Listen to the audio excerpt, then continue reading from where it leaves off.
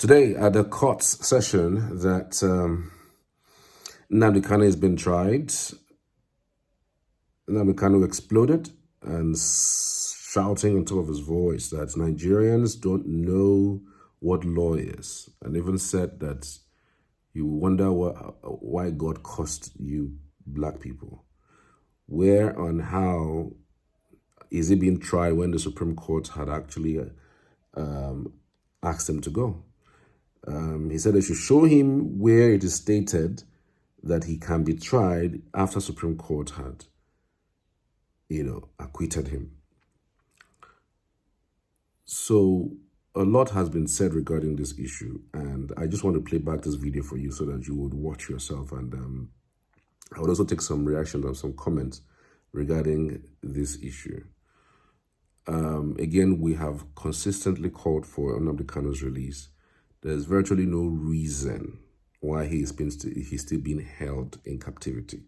The person who even arrested him, under which government is passed and gone for the last 2.5 years, is even dead.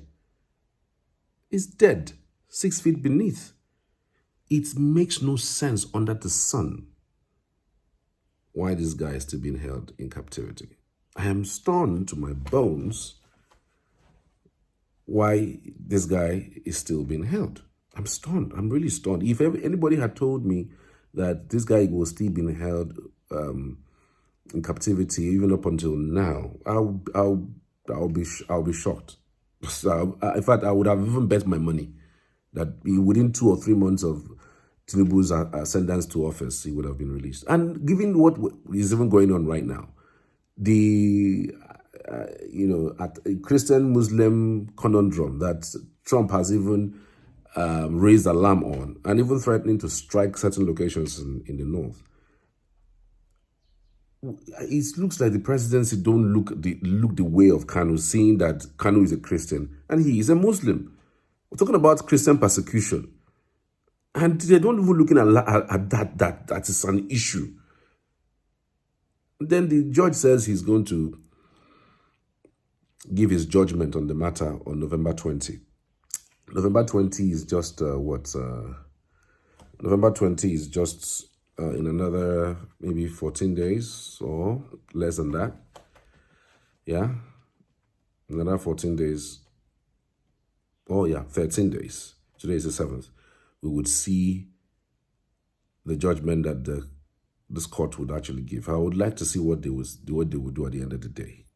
Well, if the presidency knows what it's doing, this is going to be a non-issue. On that 20th, you just come and give him judgment that he's acquitted, is gone. Like, let's hear what he's got to say. Let's watch the video.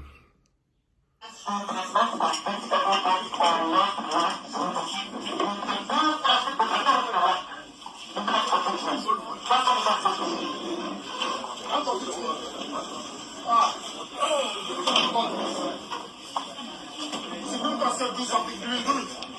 And you're just sitting for people. And you wonder why God cost you people. Useless black people. You don't know what justice means. You have no idea what justice means. You don't know what justice means. Useless black African people. You don't know the name of justice. Your constitution says you cannot try anybody unless the law is written. Show me the written law. Show me the written law. I want to know the written law. Don't talk to me now. Show me the written law. Are you okay? Don't go close. Don't try that rubbish. Don't try it. Don't try it. Go ahead and say don't try that rubbish. Don't try that rubbish. Useless people. You don't know law. You don't know law. Your own constitution you don't respect. Supreme Court judgment you don't respect. Then why are we in the court of law? Why are we in the court of law, I ask? Nonsense. You think Britain can ask you to join me and you join me? You are dreaming. You are dreaming. I'm telling you that you are dreaming. Nonsense. It's crazy, man.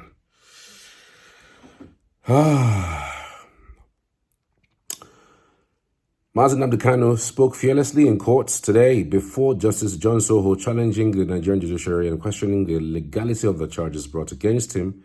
His boldness and unwavering confidence drew attention from everyone present as he firmly stood his ground in defense of truth and justice. So just take some reactions to this. Cyril says they have held this man for way too long. This is a travesty of justice. It's nothing more than that. If you have a case with him, sentence him. If not, let him be. I hate that the government can't see that there is no more injustice in what they are doing than what they are alleging he did. As in, the man, they vibrate because they expect Trump. Ben Carl says, I have never seen this kind of man in my lifetime before. Nnamdi Kanu is one of the greatest Igbo men in our lifetime. God be with him. God is a God of justice. Nelson Collins says, one thing they should know is even at gunpoint, Kanu can't bow to injustice or allow you to do things without due process. Okay, a country is a disgraced country when it cannot obey its own laws. This one says, show me any Fulani man being charged for terrorism in Nigeria. Even when you see them with all kinds of weapons, but Nigeria and Yoruba people decided to take their bigotry to another level.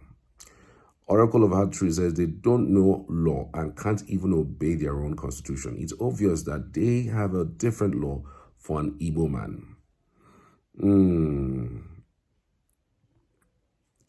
You think Britain can ask you to jail me and you jail me?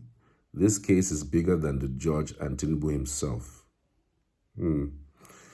They are holding Nnamdi Kanu for nothing. Nigeria judicial system is just making a mess of themselves. 5 years in prison, still standing without fear, strong and courageous. It's now clear that the British government is the one prolonging this case. They will never know peace.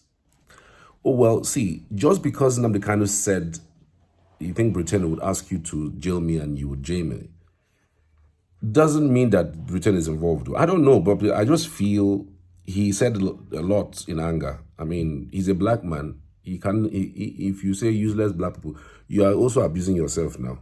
Because he's also a black man, okay? He said, you can say things in anger. And saying anything in anger doesn't mean it's true. So I really don't know how it is Britain that is holding him. What is the basics of Britain asking Nigerian government to keep holding him? No, seriously, I want to know what exactly is it? What exactly is it? I want to know. I'm really interested. Why would the British government say they should hold him? Oh yes, but during the war, we understand that Britain supported Nigeria over Biafra. Britain,